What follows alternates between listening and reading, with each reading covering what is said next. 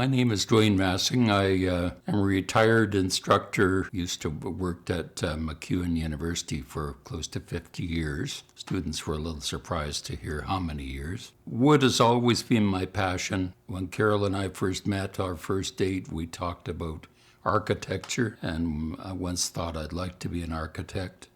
And we built several houses, renovated and built. But fine woodwork is really my passion now. I've never taken a class. In high school, I stayed in woodwork, industrial arts as long as I could. But I've never taken a class, and I've sometimes, in reading magazines like Fine Woodworking, had a little bit of envy for people who could or chose to go to some of the woodworking schools around, and where you might spend 6 months making a chair. I don't know if that's a fair example or not. But basically, in the end, I much more enjoy being just creative with whatever skills I have. I've had to come to terms with not being the finest of woodworkers at all. But I'm pretty well satisfied most of the time with what I can accomplish, and I don't any longer envy the people I see featured in a magazine like Fine Woodworking. That's how they want to spend their life or make their living. I just have fun. I have a really more than a lifetime supply of fine wood, but I still can't resist buying another piece if I run into it. But I'm facing, as we all do, getting just a little older year by year, kind of feeling like I'd like to step up the pace a little and use up a little more of that hardwood and have fun doing it. Welcome to my office, as I call it. A little live edge seminar, let's say. That's a joke. No, it's not a joke. This is all live edge. That's and usually maple live edge, because that's just my favorite wood. And the maple that I use is almost always West Coast big leaf maple. And sometimes I find it locally, but mainly we went down to Portland once and have a guy in Abbotsford that likes to sell me stuff. So wherever I can get it, I have kind of a lifetime supply of stuff, but I always, like any collector, whether it's old cars or toy trains or whatever, I can't resist a new addition to the collection. I like making tables, and this is my current one. Nev and my son in New Westminster just built a carriage house at the back of the lot, and he had to cut down an old cherry tree to make space for the house, and they're very enlightened there. So if you cut down a tree, you've got to plant another one from an approved list. So this has sentimental value. He has about 6 cuttings like this, a little bigger, drying in his workshop, and he gladly gave me one of them to work with. So I've almost finishing it, sanding it. I won't do too much more to it. I'll add some legs. And one design I like for legs is called a hay rake, which is a long strip of wood that branches out at the end like a hay rake, and that joins all the legs. This is kind of a trademark I like to add to absolutely everything. This is a piece of agate, and I have lots and lots of agates, but never enough, and I'm always on the lookout for really stunning colors. And one thing I like to do is make lamps that so the light shines through the agate. In this case, though, it's just I like to add this to the tabletop, so it'll probably go somewhere in there. And sometimes I might make trees, make a tree trunk, and usually use green agate to do that. So this is cherry, and it's not the usual cherry wood that people work with. American cherry, I think, is a common one if you buy cherry lumber. This is a homegrown cherry tree, and so I'm very pleased with it, and I have great hopes for how it's going to turn out. It'll be coffee table height. People want tables for different purposes, so coffee table height, about 18 inches, or table height, which is about 30, or hall tables, and the cast iron one that you will see somewhere in the production is an example of that, and that's 36 inches high. Well, I'm always on the lookout for interesting grain patterns, and this is called quilted maple, and this is a pretty heavy quilt, so whatever piece, the bigger piece this came from, would have been quite lovely, I'm sure. And this is curly maple, or sometimes called tiger maple or striped maple, and these were guitar blanks, musical instrument blanks I got in a place in Bellingham that I used to like to visit, but it's gone now. But you can see the striping across it. That's a bench or a table. It's made out of a piece of spalted maple that I had bought several years ago. Paid quite a price for it, actually, from a guy that overcharges for his hardwood. And it's spalted maple, which is, I gather, kind of a fungus growth, and had some really deep cracks in it, so they're filled with epoxy.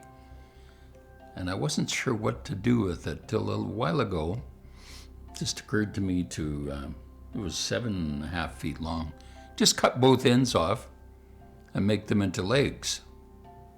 And so that's what I did, and it's pretty sturdy to sit on, and just not sure where we're gonna let it rest in the house yet. This cupboard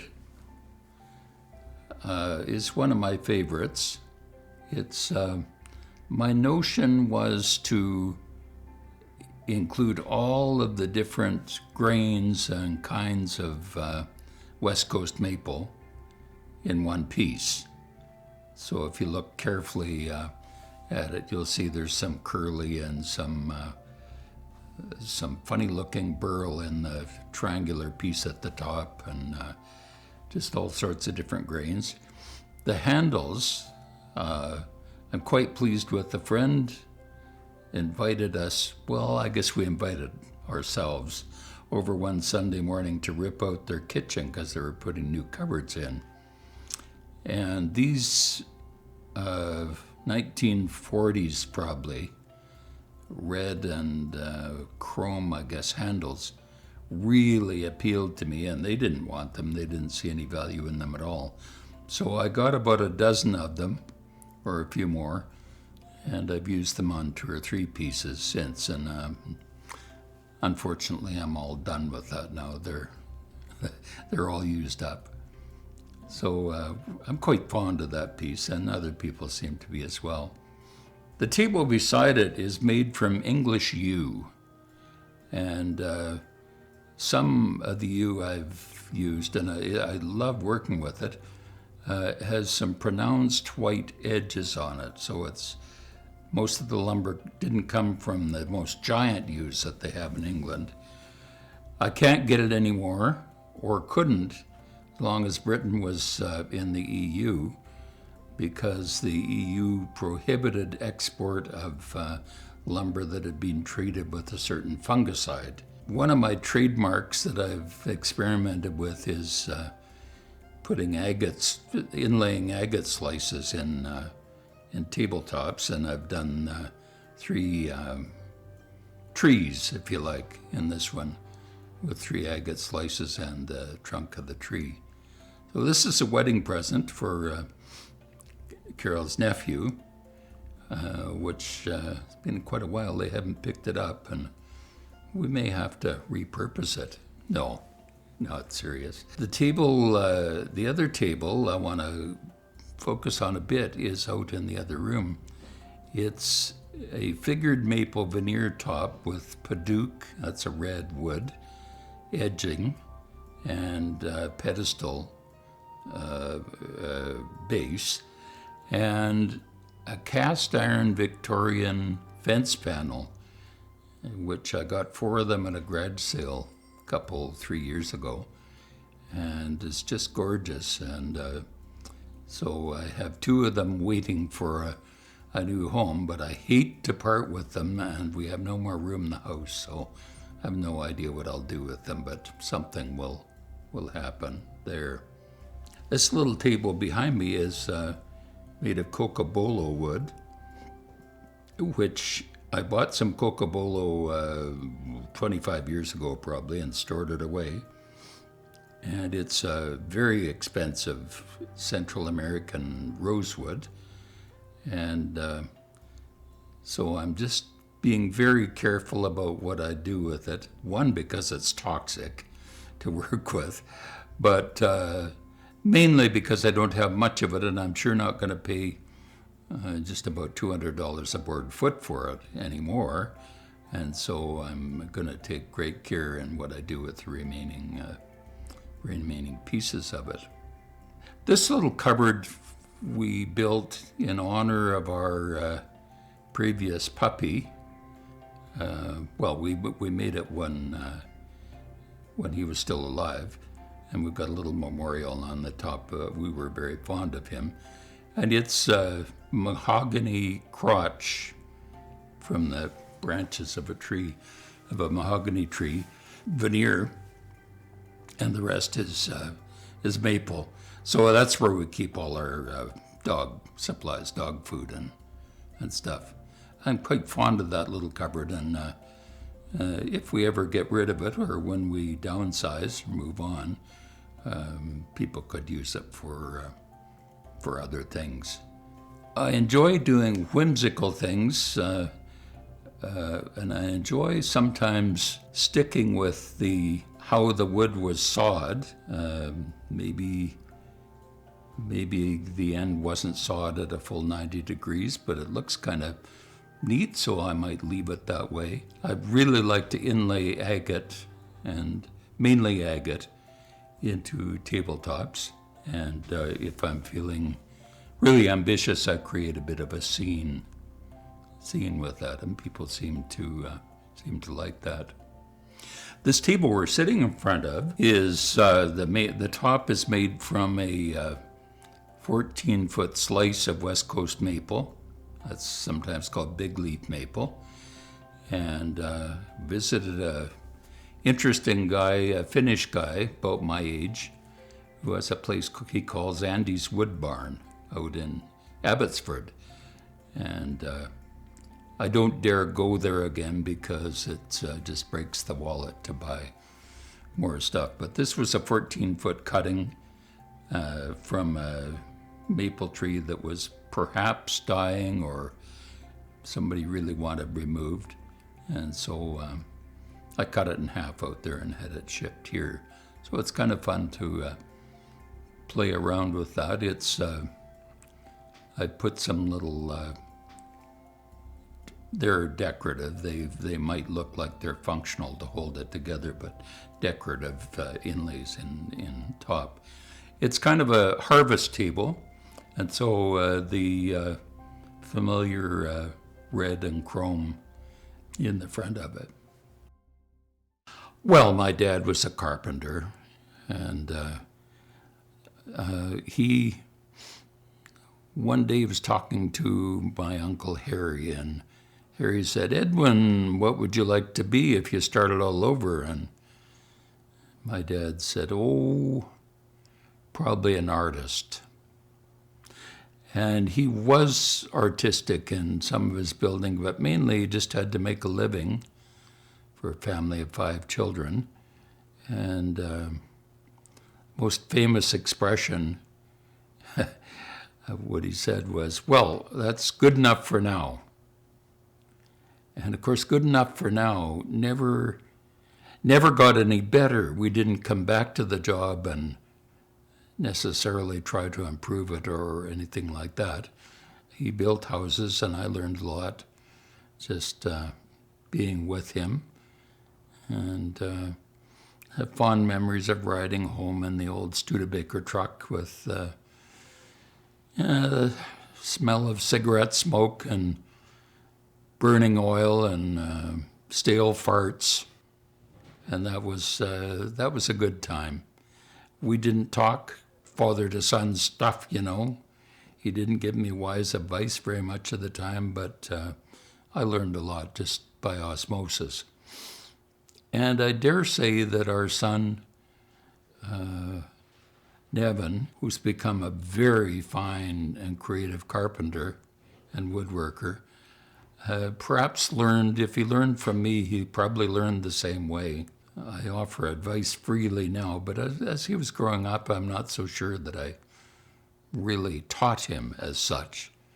But he was part of a couple of projects we did, and boy, I'm sure proud of, and his grandfather would be today too.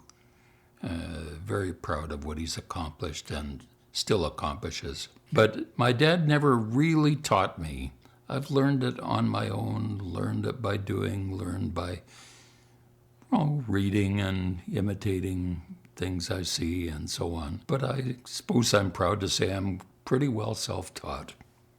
When people say, oh, I couldn't do this or that, in terms of woodworking is, yeah, we all have different talents, but what I want to say to people is you can do more than you think you can do, and maybe you should just try some things. Don't be afraid of making a mistake. And I really hate the home improvement shows where the professional makes fun of the homeowner for trying something and messing up. I think that's terribly unfair. I think people should try things, and they might be surprised at the talents that are unleashed when they do that. My brother Ron was, he had his demons in life, but he was really a very good builder. He had some bad luck building, and it didn't always work out. But what I really miss is talking building with him. And he had like a Rolodex. No, it was all in his head. A list of people he counted on in the trades. So if you need a plumber, Ron could put you onto a plumber. Need an electrician, he could probably put you onto somebody.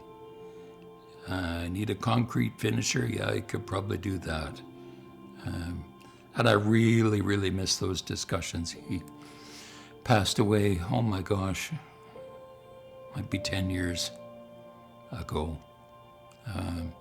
And I really still miss those conversations, which would be boring to our family members, but pretty exciting to share our adventures with building something. It was really neat riding home after a day's work when I'd be, 15, 16, with my dad in the old 49 Studebaker truck. And the door would fly open when he turned into the driveway because the latch wasn't working anymore. One day we were working on an addition to the Legion Hall in Ponoka. And in the day before hammer drills for drilling into concrete, he put me to drilling with a star drill, which is about a little over a foot long star-shaped thing that you hit with a heavy hammer. And I had to hit it over my head to drill 2 or 3 anchor holes into the old Legion Hall foundation for the kitchen addition. And it was a hopeless job. He lectured me, he said, you know, you got to take pride in your work. You're never going to make anything like this. And his longtime neighbor and dear friend, Clarence, I'm imagining this, but I know this to be true, kind of had a twinkle in his eye. And I would have thought I heard him say, "Don't worry. He has a lot of faith in you. He loves you. He talks about you all the time when we go down to have a beer after work. He talks about your being good in school and so on. Don't pay too much attention to this stuff. You will be fine." And I miss Clarence a lot, even now, for what I imagined he said. He never said that, but I just imagined that he offered me that encouragement to carry on and not listen too much to the negative stuff. It was very frustrating, I think, sometimes for my dad to make a living building.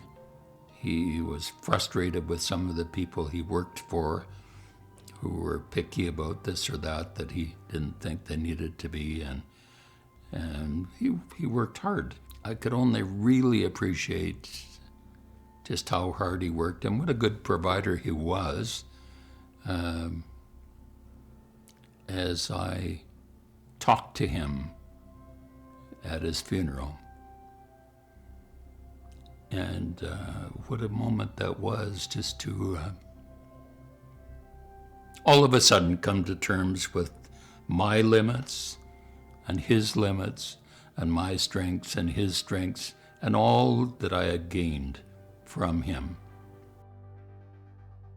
From a very early age, I would make things in the garage at home, and he would have an oil burner thumping away and sometimes a glue pot warming up on the top.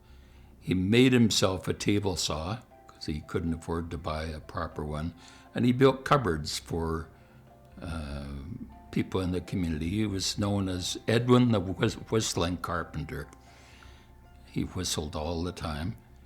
If he was in a really good mood and I wanted a piece cut for something I was making, he would cut it for me. And if he wasn't in a really good mood, I knew just to leave it alone. I don't remember if my brother Ron did this, but I would certainly go in the garage and get tools and take them out in the yard to do things. And I remember more than once the tools were left out and it rained, and so there'd be a bit of a scene and he'd lock us out of the garage for a month. But we were back within a day or two, and he never said anything. And I think often a lot of what he did or didn't do as a parent, as a father, was based on him. This was his first time, like it is for most of us, really, as a parent. He didn't know what to do. Sometimes I think that he thought he had to be tough with his boys to toughen us up. And I don't think he really needed to, but I think that's maybe what he thought. And so he was just trying to raise us the way he thought we should be raised, which is not to take any credit away from my dear mother, who really had the primary responsibility for keeping the home running and the parenting. But he played an important role too, not the least of which was somehow encouraging me in making things and creating things and building things. Really, I enjoy, I made lamps for everybody, boxes, little boxes, vases with inlays. For many years, I've made sets of reindeer with dogwood antlers for people for Christmas, so I can't count the number of homes that have little reindeer sets that they bring out at Christmas time. That's very rewarding. And it's nice to see my stuff around. I'm not big on selling. I've sold a few things, but that's not my main aim in life. No, I'd rather give it away. Made a British telephone booth, a little free library, and that was really challenging and fun. Little free library for our daughter and one for us, and Just whatever comes up, I'm happy to do.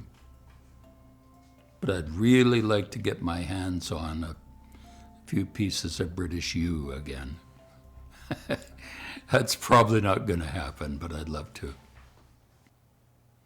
Maple is a wondrous wood.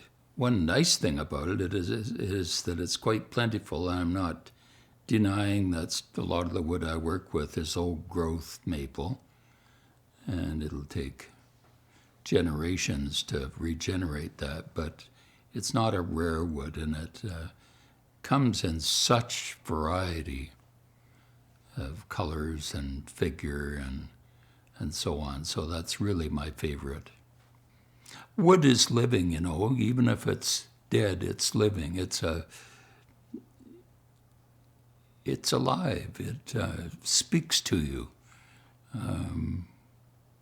It's not just something we use to build beautiful or ugly houses, and I'm a real architectural critic.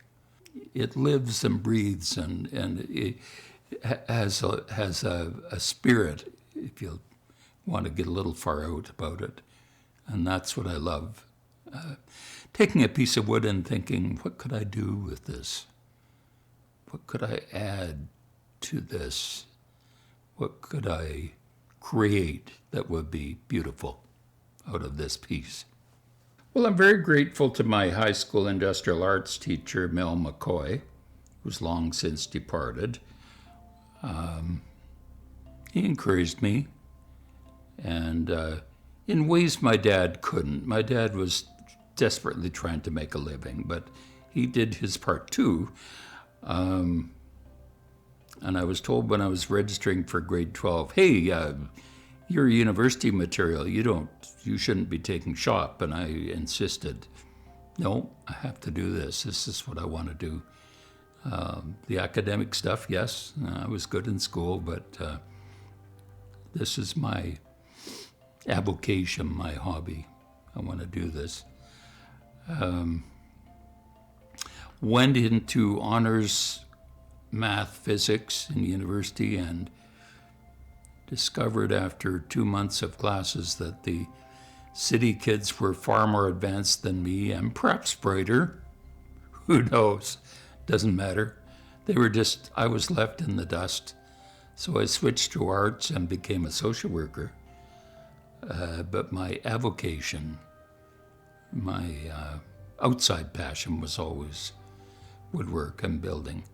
So Carol and I have, I don't know how many houses we've built or renovated, several. And I'm a little embarrassed by my early efforts, and I really don't want to talk to the people who bought those houses.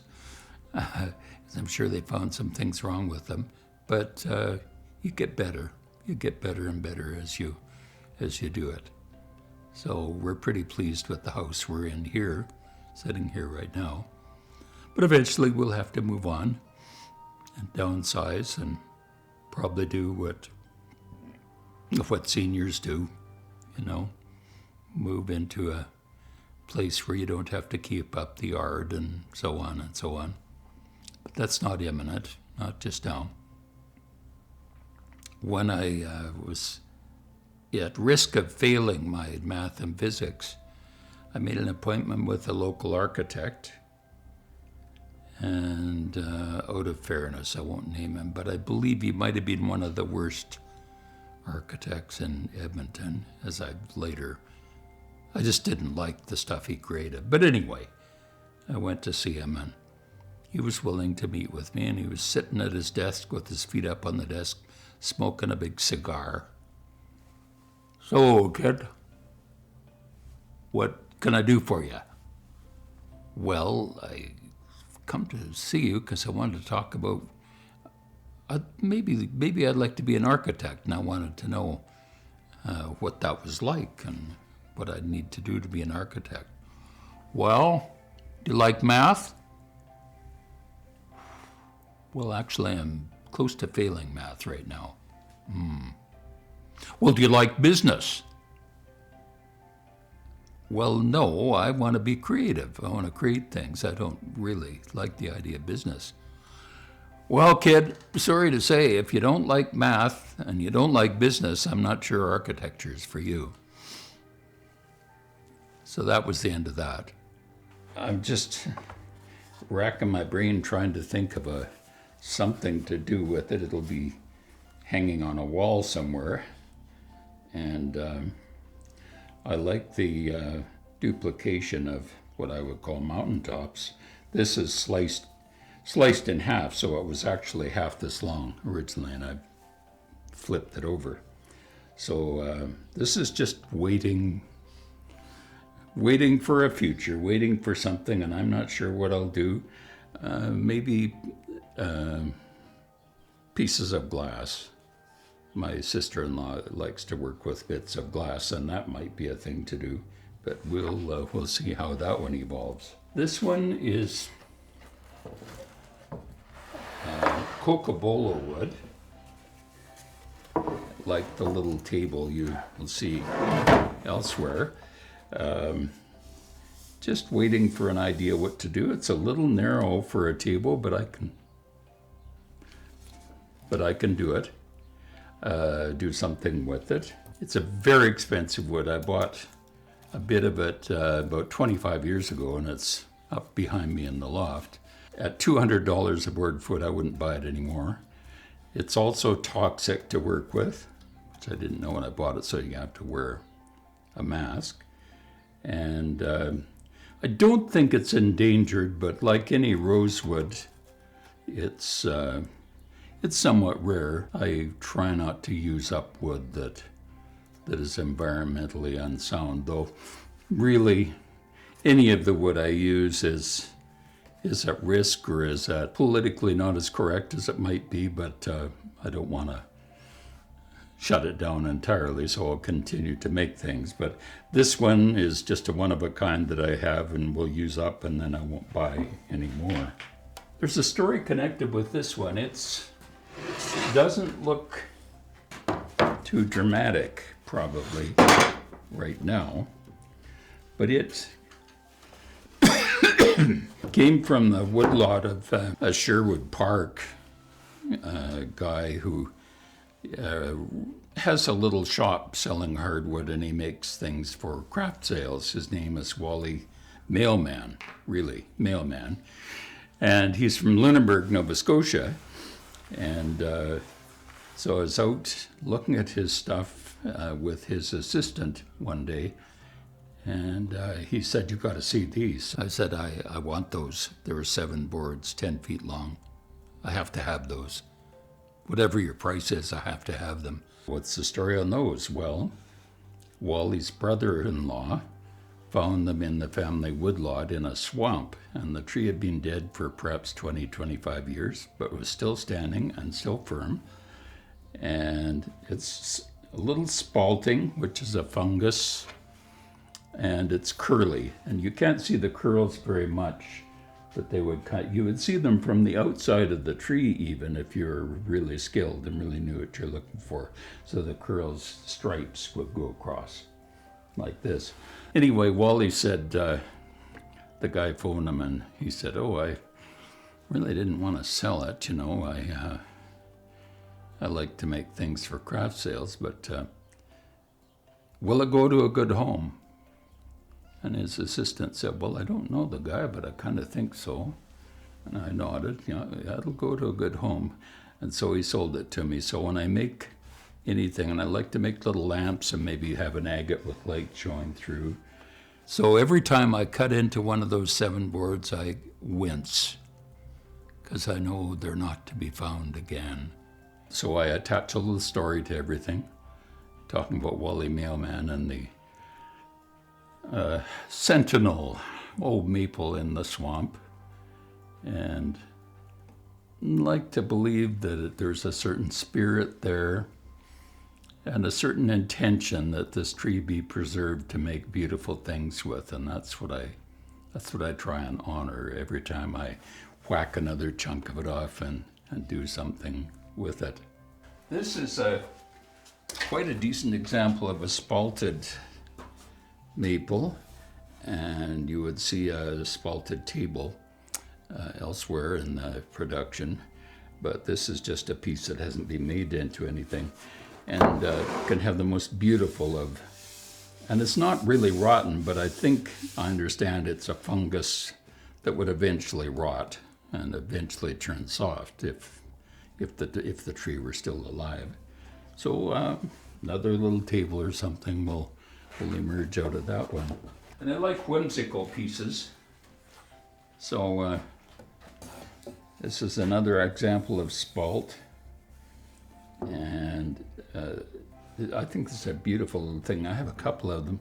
And I'm looking for an LED light of some sort that I might put on a little stainless steel pedestal here or something.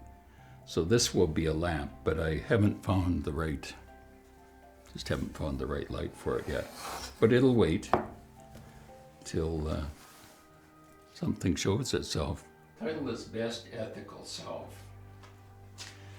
And I was very honored when an Indigenous former student of mine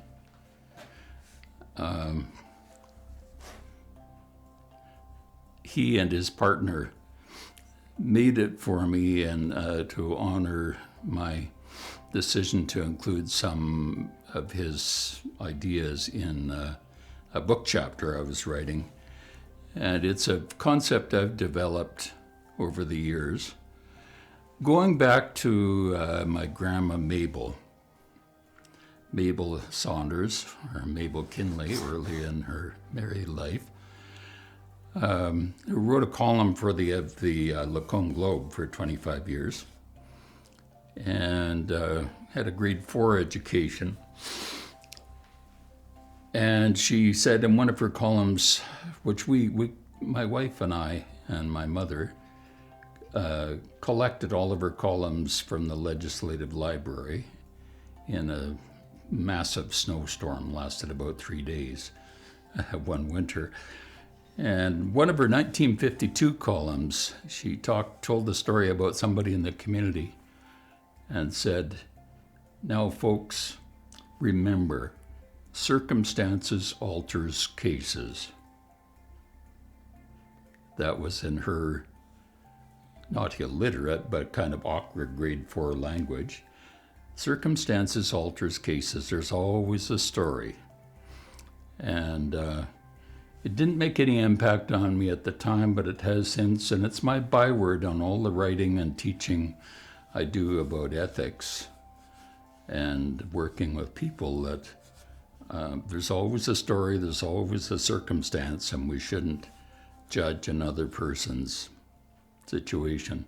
So I was really honored when my former student presented this to me, threw my own model back at me in such a lovely way. So I look forward to many more years of playing around with wood and ideas. It's loads of fun. I have to be increasingly careful because I had a little incident with a kickback a few years ago, and but there's no hurry. And the old carpenter saying, measure twice, cut once. As I get older, I've decided it should be measure thrice, cut once. And my father, Edwin, who was fond of saying, good enough for now, good enough is not good enough in this kind of woodwork. It's got to be pretty well, as perfect as it can be before it's done. Still, I owe him a great debt. Well, I'll just tell you about when Dwayne was a young fellow, long time ago, long time. He was young once, and he used to like work in the garage with woodwork. And I bet Dwayne will remember this, so I'll ask him after. I looked in there and I think I gave him a little blast or some kind. I don't remember exactly what I said, making an awful mess in the air. And then I buggered off. And anyway, Lo and behold, Dwayne did end up being a hell of a good carpenter. So it's a good thing that I didn't raise too much heck with him, I guess. Just locked me out of the